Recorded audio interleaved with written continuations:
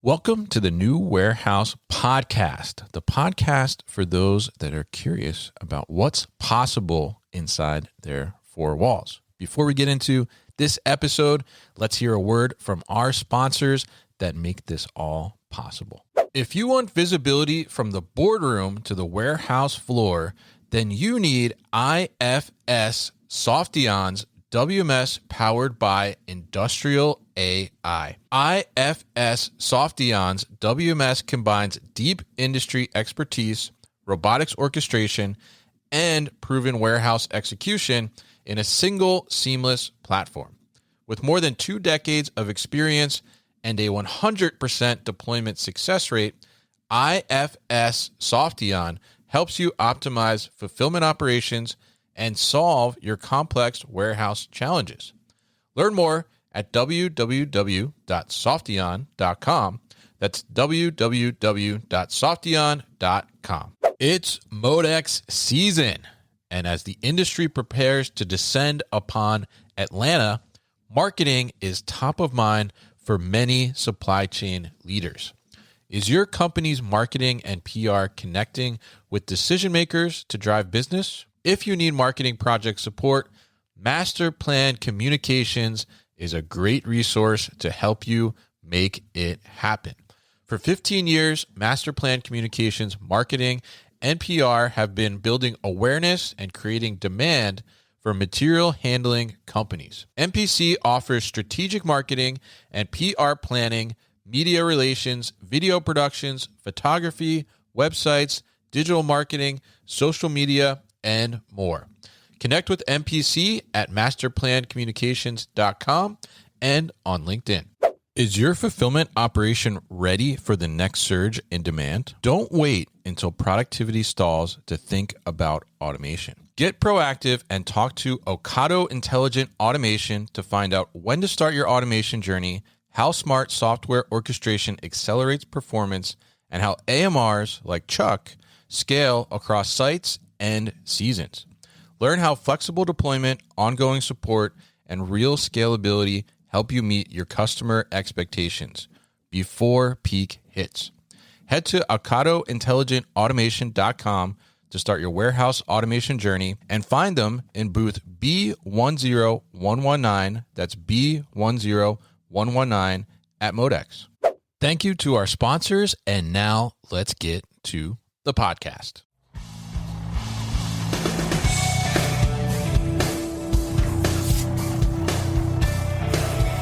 The New Warehouse Podcast, hosted by Kevin Lawton, is your source for insights and ideas from the distribution, transportation, and logistics industry.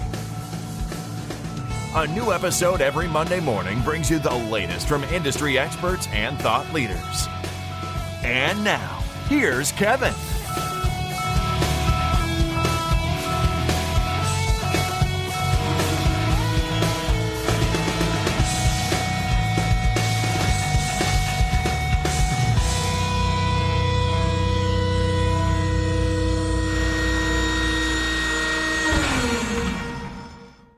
Hey, it's Kevin with the New Warehouse Podcast, bringing you a new episode today. And on today's episode, we are going to learn about Jacobi Robotics. And we are going to be joined by two guests. We're going to be joined by Max Cao, and he is the co-founder and CEO at Jacobi. And we're going to be joined by Pete Allen, back on the show again. He is their CRO. So we're going to learn a little bit about what they're doing. We're going to hear a little bit about their founding story, why Max thought this was a good idea to start this company, and how they're addressing mixed palletization from an automation perspective. And we're going to dive into that a little bit about the challenges around that and how they are supporting that workflow within the warehouse and DC environment. So Pete, welcome back. Max, welcome for the first time on the show. How are you both? Thank you. Happy to be here. Definitely. Glad to be back, Kevin. Good to see you again.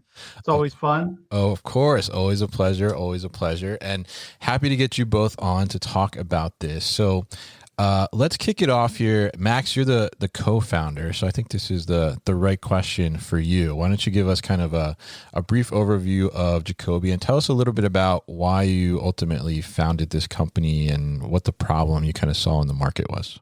Jacobi is fundamentally an AI and robotics company. Mm-hmm. The company was founded out of the Berkeley AI Research Lab, one of the world's leading centers for robotics and AI research.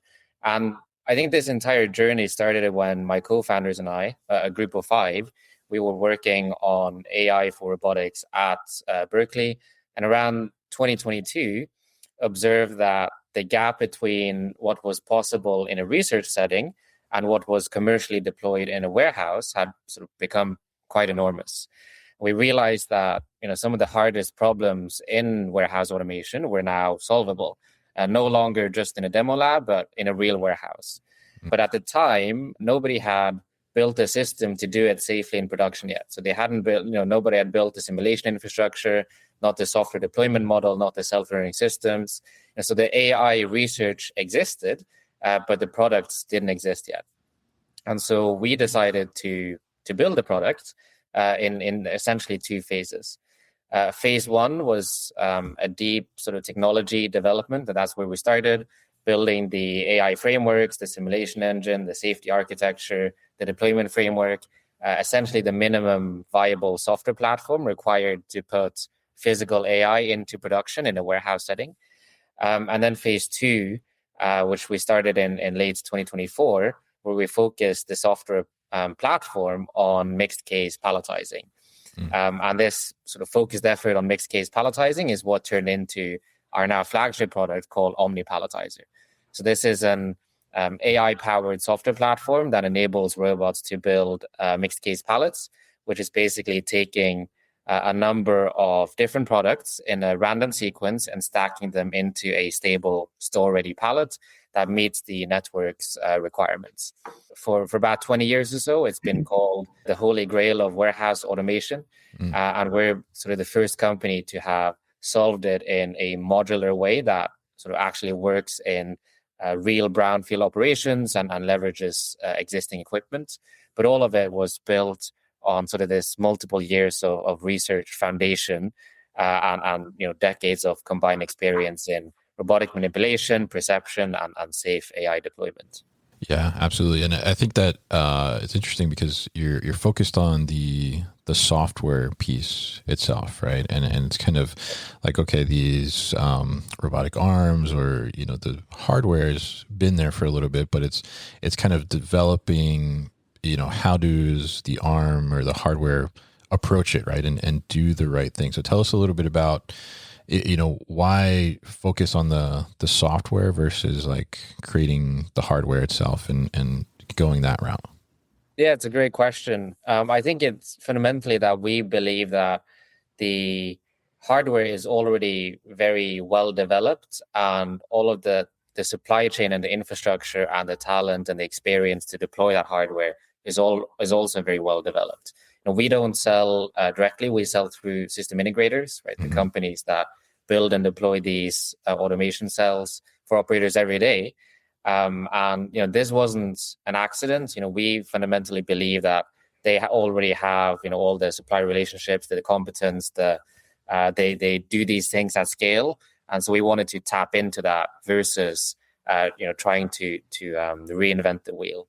And so Jacobi, we give these system integrators the AI software layer that unlocks mixed case and new applications, and we allow them to expand their market and to reduce their engineering costs to deploy faster. But ultimately, it was about focusing on what we're good at, leveraging partners to do what they're good at, and not reinventing the wheel when it's not necessary.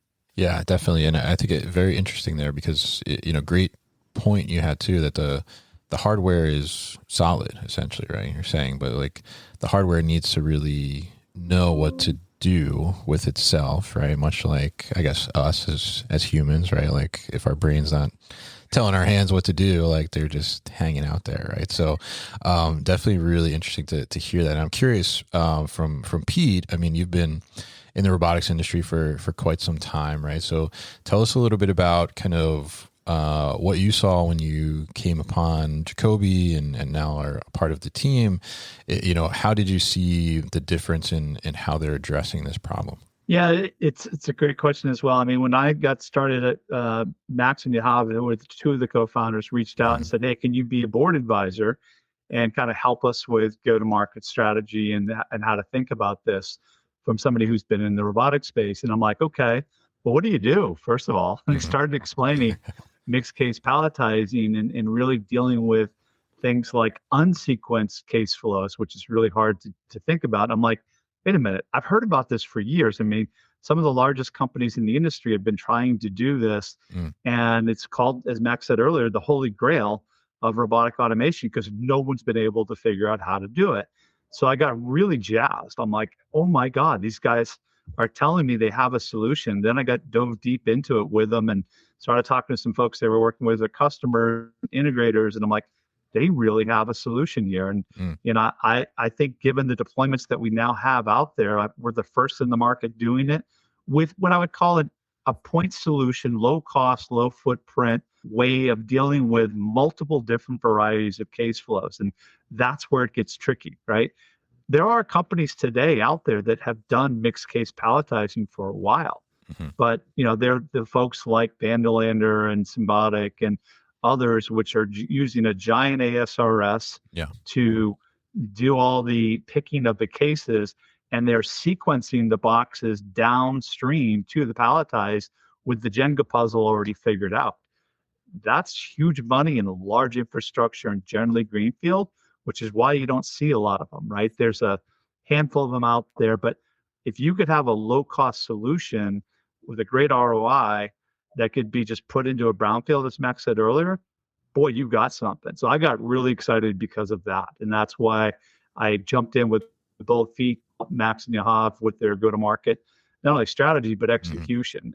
And we're having a lot of fun. I can put it that way. And a lot of people are very excited and interested in what we're doing. Yeah, absolutely. And I love to hear you're having fun, definitely. But, very interesting there. And I want to highlight that point that you mentioned in there about the sequencing, right? Versus the kind of planned sequencing or unsequenced kind of random boxes coming up the line. So maybe you can expand on that a little bit for the audience and kind of, what does that mean exactly? And why has that been maybe such a challenge in the past? Yeah, and so if you go back to the solutions that are out there, the giant ASRS, where they're literally planning the sequence of the case flow to build a pallet, right? That means that upstream, their software optimizes the pick based on the dimensions of the box to create this Jenga downstream. So the boxes come perfectly sequenced, so the robot at the end doesn't have to think. It just picks up the box and places it. That's how those large footprint, very expensive solutions deal with it. And why most people haven't been able to do it, and they do it manually, because not a lot of people can afford it. They don't have the footprint, so as we said earlier. What we have observed as we've gone into market now is that when boxes are coming down the line, when you haven't sequenced them upstream, you will see a variety of case flows. You could see what I call imperfect, where it's not exactly sequenced, but it's slightly out of sequence. You can have completely random, which all these different dimensions and weights of boxes will just come whenever they come. Right? And that's really hard to deal with if you're going to now play the Jenga game and build a pallet that is going to be dense and stable, right? Because it has to be both. And I think it gets even crazier when you get into food and bev and food services, when you're now thinking about completely random and either aisle friendly or store friendly, right? Sure. It's being built so that the layers are kind of set to the planogram of the store, or it's route specific and it's stop friendly. That gets even harder, right? So in Jacobi's case, all of those craziness of chaos case flows, the software is capable of handling them. And we take over all the robot controls because of some of the unique attributes that Max and the other co-founders created when they were at Cal Berkeley. Interesting. Yeah. And Max, I'm curious there for you to kind of add on there. And, how did you go about realizing that or discovering like that instead of, doing all this, heavy handed kind of work before it gets to the actual arm, like Pete was talking about with these larger systems, right? Like how do we take essentially what the human would think in a sense, like, oh, well, I know this one, like, let me put this one to the side and then I'll wait for this one to come. And now I'll stack this one here and this one makes sense. And that's a lot of like tribal knowledge that is built up over time for like a human operator. So Right. how did you begin to kind of tackle that and bring it into like a way that the robot can think about it? Yeah, it's a great question. I think we approach it from two different angles. One was just looking at the existing warehouses, right?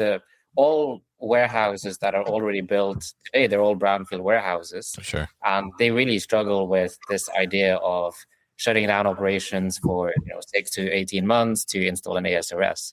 And so we looked at what case flows already exist in the wild. And we think of it as sort of the zoo of case flows. And Pete mentioned what some of those are. And we saw that this perfectly sequenced case flow is an artificial thing. It's an animal you don't find in the wild. But you find all of these other case flows that are out there. And that represents the majority of how cases arrive to robots or people today. And so we wanted to sort of build a solution that could address that part of the market that is currently underserved and not addressed. And then we looked at, okay, how can we solve it from a technical point of view? And there were a few things that gave us confidence. The first part was that we saw that humans are already doing this work, right? The way it's solved today is with manual labor, right? It's one of the highest cost, highest injury rate tasks in a warehouse. So we knew that there would be a lot of value in augmenting people with technology on that front, but also that it is from a theoretical or sort of first principles point of view, it is possible because it's happening every day. So we knew it was possible. And then there are a lot of analogies where you don't have perfect sequencing, but where you still complete the task fairly well, right? So one example is packing a car trunk for a road trip, right? You got bags and boxes and coolers, all different shapes and weights, and you want to stack it so that nothing gets crushed and everything fits. And as people, we do that every day, and it works. Similar, growing up, like a lot of us play Tetris, and that entire game is about stacking and leaving as few gaps as possible based on some sequence that you don't control. So there are a lot of analogies where humans are doing this type of work, and that it sort of inspired us to then take a similar approach. Like, how can we imbue this behavior into robots and let them adapt to changes and let them, let the robots deal with whatever case flows comes at the robot. And that's where the AI came in. People learn from experience, and it's the same with the AI behind Omni Palletizer. So we took millions of data points of real world case flows from real warehouses, and then we fed that into our models so that Omni Palletizer could learn from actual case flows, and based on that build this sort of stacking engine for mixed case palletizing. And then based on experience, and as it sees more of these case flows in production, it keeps learning. So we've gotten to sort of a baseline general stacking algorithm that can handle most case flows really well. But then as it works in operation with different customers, it keeps learning and it keeps contributing to the overall fleet, and it gets better over time, just as a person would. Yeah, very interesting there, and love the analogies too. Of course, definitely. And I think really interesting to see how you've been able to kind of go about this and evolve based on like you said, the data points that have been fed into it, and be able to expand upon that. And Pete touched on earlier, kind of like these large systems that have been doing this palletization, but not really in like a random sequenced way. And you're kind of addressing that. And you mentioned around the brownfield setting, right? So I'm guessing and thinking that, a lot of the approach here too is to make this type of technology a little more acceptable to the mass market versus just those that could invest in and afford these larger systems that Pete mentioned earlier. I mean, is that kind of the thinking too, as well as like, how do we lower the barrier to accessibility to this technology? Yes, exactly. Yeah. And that was what I alluded to in terms of the case flows you find in the wild, right? We wanted to build a solution that could create value for the vast majority of the markets. And brownfield is the majority of the market, right? It's every single warehouse that has already been built, every warehouse that already exists, where you have constraints everywhere, right? The space has been allocated, you have existing conveyor lines, you have WMS already with a lot of customization baked in, you have labor, and you have customers. You cannot shut down these operations for 6 to 18 months. And that's where we at least see a lot of automation projects that, they look great on paper, but they fall apart in practice because of all of these constraints. And so our approach is to design these modular robotic cells that drop into existing conveyor lanes. So there's no need to redesign the building. There's no need to change the upstream systems. That's sort of where the zoo of case flows comes in. So the robot can deal with whatever the case flows are. The robot coexists with manual stations during ramp up. So if there's an exception or peak surge, people can still work alongside it. And then we handle these messy, imperfect case flows that the real warehouses see every day. So we're not asking the warehouse to sort of behave like a lab. The lab has to sort of fit around the warehouse, or the lab has to fit into the warehouse. And so that's really the philosophy that we're taking. Yeah, and I like that what you said there, that the lab has to fit around the warehouse and not the other way, right? And I think in a lot of like existing operations, these brownfield operations that, like you said, like, hey, we're not going to shut down. We're not going to stop shipping so we can like put this thing in, right? Like we need to keep going. And, while it's getting up and running, we still need to be able to do everything that we're doing the day before, right? So, I think that it's really interesting, that approach. So maybe tell us a little bit from like the Omni Palletizer, like who is in the right position to utilize the Omni Palletizer, and like, what type of operation should they have? Like, who is the kind of ideal fit for putting this in place? Yeah, I mean, Kevin, it's pretty straightforward. It's anyone who's in the warehousing space, whether it's retail, 3PL, food and bev, right? Any of these folks that are doing manual palletization today, right? They generally, in those cases, have some form of case flow. Most of them are imperfect or random or hard to deal with for a robot. Sure. They generally have to have 2-shift operations, just like any other automation, to kind of make the ROI work. And they got to have a little bit of footprint at the end of those conveyors, which usually is available. Because this is a point solution, it's low infrastructure, it's low cost, as ROIs of less than 3 years, usually less than 2 years, because these aren't super expensive solutions, right? So these are a lot easier for customers to automate than trying to do that giant ASRS way of doing mixed case palletizing. And the other thing that we found really interesting, because we're talking with a lot of the largest integrators, not only in the US, but on the planet. And some of the things that they have discovered in working with Jacobi is that they can change their thinking about the entire warehouse. So now, instead of thinking about upstream, I've got to figure out sequencing, I can now think about optimizing the pick of the cases upstream and worry about the unsequenced nature for mixed case palletizing downstream. Whereas before, they couldn't optimize the pick because they had to worry about sequencing upstream. Sure. That was a big problem for them. And they're starting to go, well, yeah, I can also lower the cost points of these solutions if I can solve it downstream, which is a benefit to our customers. So some of the progressive large systems integrators are seeing this as a differentiator in the market for them to lead with, which is super exciting for us. Yeah. That's a really interesting point there that, now if I think upstream, right, from where Jacobi would sit in the operation, right, like I don't necessarily have to worry so much about like, what is it going to show up like when it gets to that palletizing area, whether it's the dock or some other section of the operation.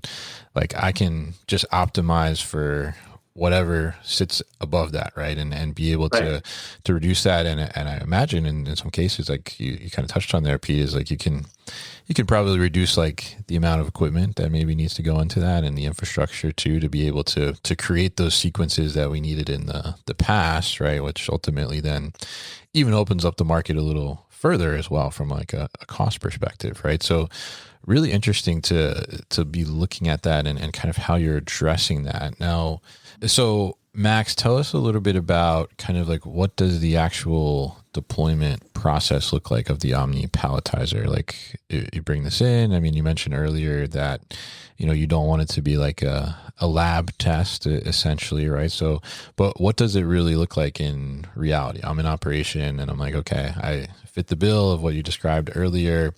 I want to bring this in. I want to use it. What does that look like for me? Yeah, great question. And it all actually starts with data and simulation. So, Okay. before we consider putting a robotic cell in, we get access to the customer's SKU library, case dimensions, weights, business rules, historical order mix, historical case flows. And this is important because our digital twin uses the customer's actual data, their SKU mix, their case dimensions, their actual order flow with all the randomness to simulate a real scenario. So we're not trying to sort of simulate the best case. We're looking for what does an actual sort of day-to-day in this warehouse look like. From that, we run a digital twin with the robots and the stacking, and we give the customer a performance spec. So, here's the throughput you'll see, here's the pallet quality, here's what, peak looks like in simulation. And that simulation actually becomes the contract baseline. That's how confident we feel in the simulation. And then that is then followed by physical installation, where we do all of these steps before we put any robot into the warehouse so that we know exactly what's going to look like and we can design a cell that will fit with these existing operations. So then we design a modular cell that sort of drops into whatever the existing warehouse infrastructure is. The integration timeline, from our first couple of projects to our most recent projects has gone from months to a few weeks as we've sort of refined this process. And then we run in parallel with the existing manual operations during ramp up. So the robot will handle what it's good at, while people handle the exceptions simultaneously to us, sort of tuning the performance over the first few weeks of production. And then once we've tuned performance, then we go live. And that's when we actually run into production. And I think the thing that tends to surprise customers is how close the production numbers are to the simulation numbers. But that very close relationship between those two is something that we're very proud of. The final step after the system is running in production is that it starts to learn from its own experience. So it gets better, it adapts over time, it sees what kind of cases tend to come down at different types of day and which cases follow other types of cases. And so it learns from all of this experience, takes that into account, and then the experience is also shared across the fleet to make sort of all the robots in that network faster, and so that future deployments in that same network can also happen faster and be more reliable. So that's sort of the end-to-end process, and then we continue supporting from there on.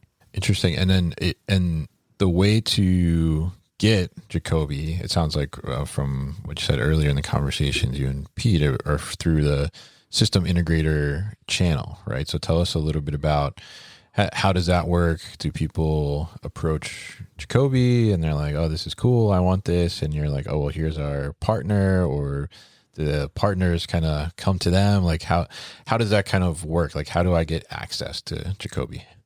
Yeah, it's a bit of all of that, Kevin. Okay. It's they can certainly come to us direct. Mm-hmm. We do have a direct team that is out there, farming opportunities, trying to sell this solution and going through the process that Max has already articulated.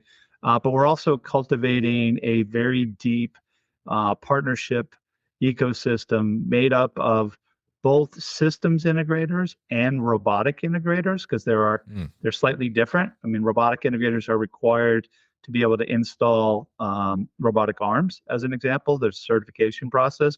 Not all systems integrators are robotic integrators, so sometimes they'll sub that out. So we've spent literally the last 6 months cultivating a large audience, and in the case of some of the largest systems integrators who are also robotic integrators, we've had to jump through engineering tests, right? We've been asked to take real customer data with crazy case flows, run them through a simulation, and prove that we're going to be able to have pallets that are 6-7 feet high that meet the business rules of heavy on bottom or, crushable items on top that have density between 70 and 90%, whereas most humans, when they're doing mixed case palletizing, are getting between 60 and 70. But the bar for robotics is higher. And then also to be able to measure as you're building the pallet 100% static and dynamic stability. So these are kind of the bars that were given to us to jump over from a lot. Like, look, this is new. We're not sure it's going to work. You've got to de-risk this for us. And we have not only passed every test from the who's who in the world of systems integration and robotic integration, we have blown away the competition. Like, we've won opportunities already and have deployments here in Boston where I'm at. We've just deployed at one of the technology partners who made 3 or 4 other companies like us jump through a test for trailer unload to single SKU palletizing. So it's kind of reverse of mixed, right? It's mixed coming out. You got to identify the SKU and put the right singles to the pallet to put away for storage. We're the only ones who passed the test, which is why we got the deployment. So we're getting, we're getting a lot of like super positive, this really works. We're excited about it. We'll have several announcements coming out at Modex here in a few months. And then we even won an award from DHL as the most innovative solution for 2025, going up against 60 other, novel new solutions. Jacobi was picked as the winner, and we get a deployment with them. So that's even better. Oh, very nice. Well, congratulations on all those accolades there early on. I think that's great to hear, definitely. And I love the approach on kind of the different applications and the different ways you're approaching the market through these partnerships. I think that's very interesting. And I'm curious too. I mean, I imagine, we've made it through this entire conversation with only a brief mention of AI, right? Which is kind of a little strange these days. But I do have to ask you, because Max, you mentioned kind of, these data points that are coming in, right? And the data that's flowing in. And I imagine through like the AI utilization there for an individual operation that's put this in place, like as they see more kind of case flow going through, right? It only gets better over time, I imagine, right? Exactly. Yes. So what we are deploying is physical AI, which is, slightly different from perhaps the AI that most people are familiar with. A large language model like ChatGPT will sort of try to predict the next word in a sequence, whereas physical AI will try to predict the next sort of physical action. Where does this robot arm need to move, or where should the case go on a pallet? But it's similar in the sense that it learns from experience, it gets better, and it's able to adapt to changes. So as SKU distribution changes, as order distribution change, as the throughputs and peaks change, the AI is able to adapt to all of that. And the more historical data and the more experience it has, the better it is able to adapt. So we're already starting to see some of these gains, and we expect that to continue. Interesting. And I'm curious there, like, if I look at this from, let's say, the perspective of a 3PL, right? Like Pete, you mentioned DHL, right? And, I have maybe a multi-client site, and I bring in a new client, and the SKU profile changes a little bit, maybe the size of the items change.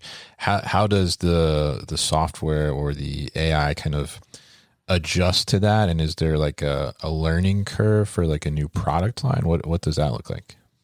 Yeah, it's a good question. And the short answer is that it depends. And ultimately, the classic supply chain answer. Yes. Pete's taught me how to use that phrase. Yeah. I didn't use You can blame him. If the case flows are fairly similar, or if the case flows are similar to something that we've seen before, because again, one of the benefits of Jacobi is that we are in all of the segments. We are in retail, in parcel, and food and beverage, right? So we see a lot of this across segments. So if it's something that we've seen before, or if it's similar to something that we've seen before, then there might be a very short learning curve or no learning curve at all. If it's something very different, where the case characteristics are significantly different from anything that the system has had to do, then there is a learning period. It usually starts in simulation. So if we believe that the learning period is significant, then we will try to offload as much of that as possible to do in simulation, again, before any robot is installed. So we'll do that in simulation advance. And then we have, again, a couple of weeks of ramp up at the actual warehouse site while the system is being installed. Interesting. Okay. All right. So if I've traditionally done, let's say, like beverage cases, right? And now all of a sudden I'm like, oh, well, I got this client that's coming in and they're doing bags of cat litter, right? Like, so you can work with Jacobi basically to say like, okay, well, let's get this set up like in simulation before we actually start to bring the inventory in and deploy. So good to know, definitely. Very, very interesting there. And so really great to talk to you both, and really fantastic to learn about Jacobi and kind of how you're addressing this holy grail of automation, as you said early in the conversation there, and really smart the way you're going about it. And I think really fascinating to learn how, you're kind of making these robotic arms think in the way that a human would develop and mold into this task over time, and develop that kind of tribal knowledge that we talked about as well there too. So you all are going to be at MODEX, and you're going to be able to see this live, correct? Right. So tell us all about that and where people can find you on the floor out there. Yeah, you should be able to come to our booth at B11723, Max. I think I got it right. Yep. We will have a fairly large booth amongst many of the other robotics companies. We'll have 2 demos running in our booth doing unsequenced mixed case palletizing. You'll see some of our partners in there, whether that's Peak or ABB. And by the way, we're agnostic to the robots. Like, our drivers take over them all. So it could be ABB, it could be Fanuc, it could be Yaskawa, it could be UR. Pretty much anybody we want to work with, as long as it's got the reach and the capability. And you may also find us in somebody else's booth, a smallish robotics company that's fairly unknown. Well, no, they're really well known. They're Boston Dynamics. They were the ones who actually put us through the test, and we won, and we're now partnering with them. So we're super excited to be in their booth as well. All right, fantastic. And I had a feeling when you said that was in Boston, it could have been them, right? So it could have been very good, very fantastic. And we'll look forward to seeing those live at MODEX as well. But for people maybe that can not go to MODEX or won't be there, what's the best way to learn more information about Jacobi? Yeah, go to Jacobi Robotics website. There's a lot of information there. You can reach us through that platform. You can find Max or myself on LinkedIn, reach us there. I would even encourage folks, reach out to your integrator partners, right? You're probably working with somebody. There's a good chance we're already talking to them. And if not, you can tell them you saw this on the new warehouse and that they should talk to Jacobi Robotics, because maybe we could help them solve your problems. There you go. Fantastic. You're going to have some integrators saying, like, my customer says I need to talk to you guys, right? That would be fantastic. So really appreciate you both coming on, Pete and Max, and telling us all about Jacobi, and looking forward to seeing a person at MODEX and also learning more about how it continues to evolve over time. So thank you very much for your time on the show today. And we'll put all that information at thenewwarehouse.com as well as in the show notes here. So Pete and Max, thank you once again for your time today.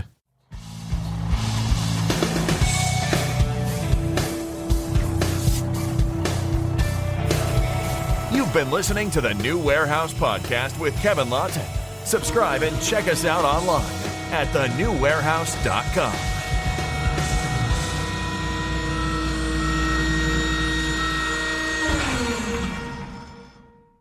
Enjoyed this episode? Make sure you are subscribed to the podcast, and for more content from the New Warehouse, find us on LinkedIn and YouTube. Links to subscribe can be found in the show notes, and for everything The New Warehouse, head to thenewwarehouse.com.